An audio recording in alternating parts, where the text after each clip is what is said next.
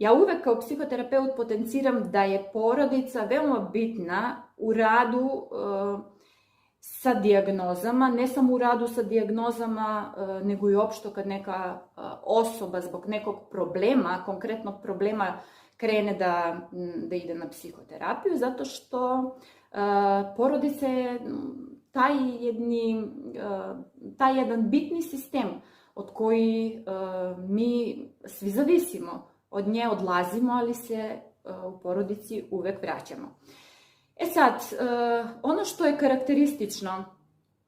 osim prepoznavanja simptoma, je to da porodicu edukujem na neki način, jer pazite, ne uključuje se uvek u psihoterapiju samo onaj koji je sa dijagnozom bipolarnog poremećaja. Znate onu narodnu da li si bolan ili bolno ga gledaš,